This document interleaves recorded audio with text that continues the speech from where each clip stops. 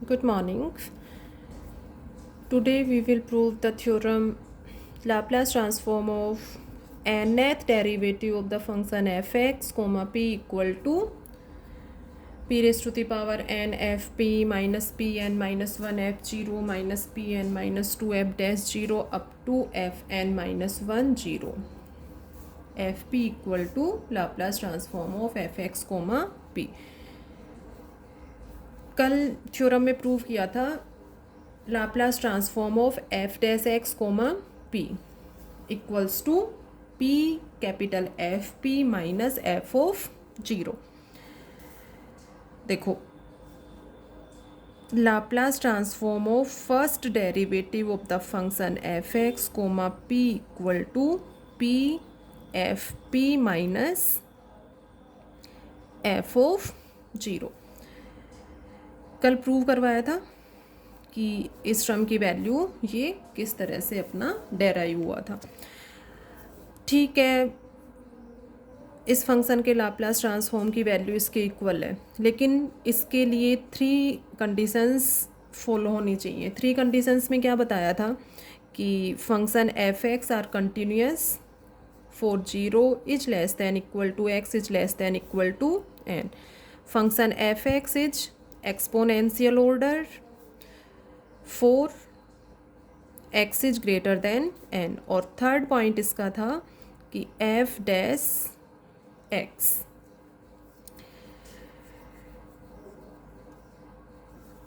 Is sectionally continuous और piecewise continuous for 0 is less than X is less than equal to N.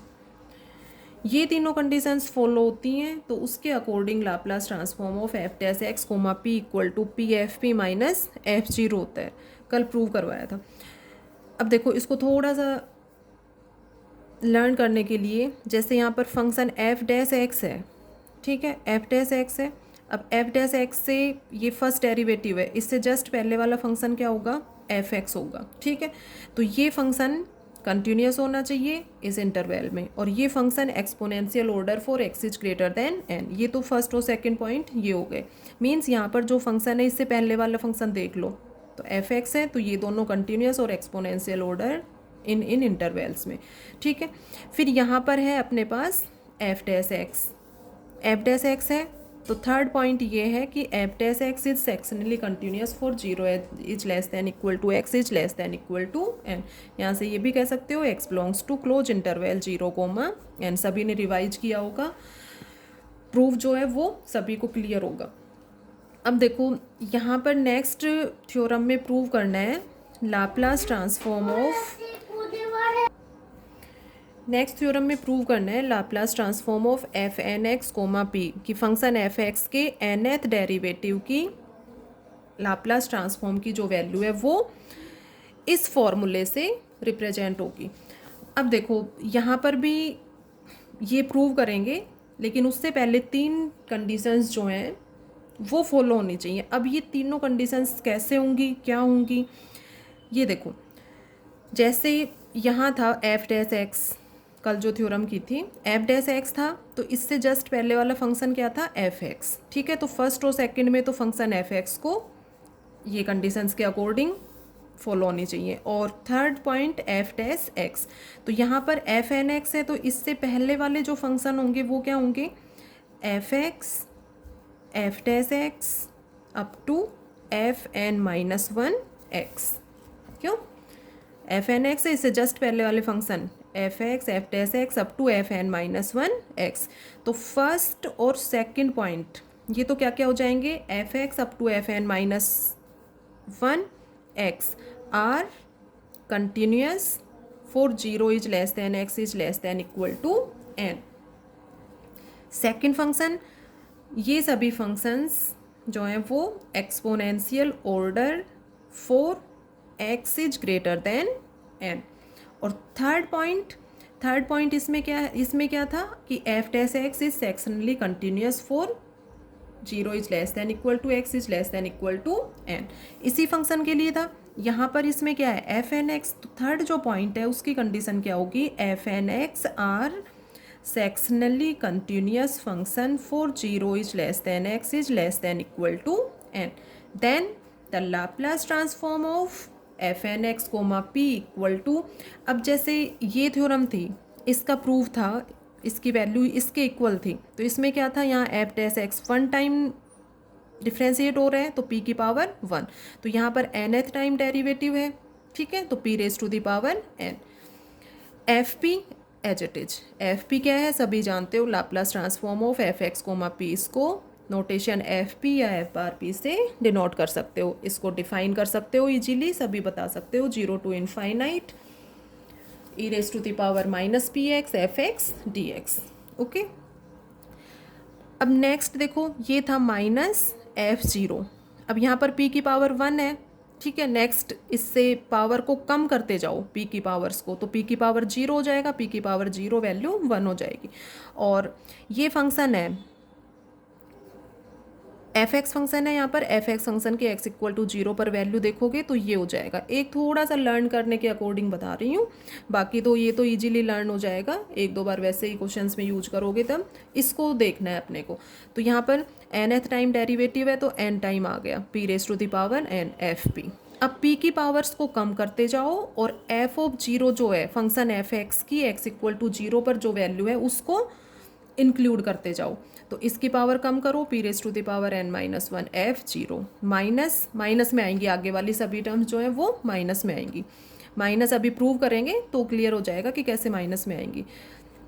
Next कम करो power, p raise to the power n minus 2 और include करते जाओ F zero F dash zero F double dash zero up to and so on, ठीक है, इससे next term हो जाएगी p raise to the power n minus 3 F double dash zero up to, अब ये देखना है कि ये कहाँ तक लास्ट वैल्यू जाएगी, कहाँ तक जाएगी, जैसे ये एफ डैश एक्स था, ठीक है, एफ डैश एक्स से यहाँ 1 टाइम डेरिवेटिव हो रहा है और यहाँ 0 टाइम डेरिवेटिव हो रहा है, ठीक है, तो इससे जस्ट पहले वाले फंक्शन की x इक्वल टू 0 पर वैल्यू, तो एफ एन एक्स है यहाँ पर, तो इससे जस्ट पहले वाला फंक्शन क्या हो जाएगा, एफ एन माइनस 1 क्या होगा, एफ एन माइनस 1 एक्स, और इसकी x इक्वल टू 0 पर वैल्यू क्या होगी, एफ एन माइनस 1 0, तो लास्ट जो टर्म है वो क्या आएगी, माइनस एफ एन माइनस 1 0, ठीक है, इससे पहले वाली टर्म क्या होगी, एफ एन माइनस 2 0 और p की पावर 1, जैसे सीधे देखते हो तो p की पावर कम करते जा रहे हो, तो अपोजिट रिवर्स लोगे तो p की पावर्स को बढ़ाते जाओ, तो यहाँ पर p की पावर 0 है तो p की पावर 1 आएगा, इधर p की पावर 2 आएगा, तो इससे पहले वाली टर्म बताओ तो क्या होगा, p स्क्वायर या p की पावर 2 एफ एन माइनस 3 0, तो इस तरह से थोड़ा सा दोनों को कंपेयर करते हुए करोगे तो रटना नहीं पड़ेगा, और इजीली थ्योरम का जो स्टेटमेंट है तीनों पॉइंट्स और उसके next derivative of the function F X के लाप्लास ट्रांसफॉर्म की वैल्यू को इजीली डेराइव कर सकते हो। ओके, अब एक बार देखना है इसको अपने आप से करके, तो ये तो रफली एक तरह से समझाने के लिए हो गया, अब इसका प्रूफ देखो।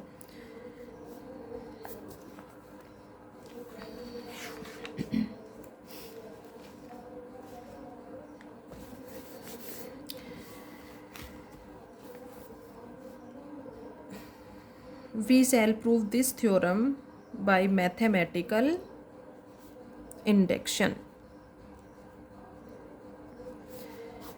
We shall prove this theorem by mathematical induction. Mathematical induction से इस theorem को solve करोगे।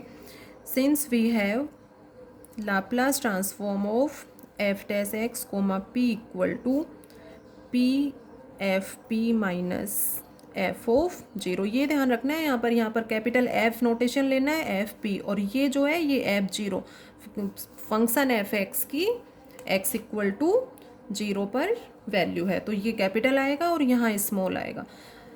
थ्योरम में भी स्टार्टिंग वाली टर्म जो है यहाँ पर कैपिटल एफ पी और बाकी सभी जो हैं स्मॉल एफ 0 एफ डैश 0 ये सभी स्मॉल एफ के उसमें लोगे, ठीक है। ओके, इक्वेशन मार्क करो इसको, इक्वेशन नंबर फर्स्ट, तो ये इक्वेशन फर्स्ट हो गई। अब इसको मैथमेटिकल इंडक्शन से प्रूव करना है। मैथमेटिकल इंडक्शन में वही करते हो कि जो भी रिजल्ट गिवन है वो n इक्वल टू 1 के लिए ट्रू है, तो n इक्वल टू एम के लिए ट्रू सपोज कर लोगे और प्रूव करोगे कि n इक्वल टू m+1 के लिए ये रिजल्ट जो है वो ट्रू है।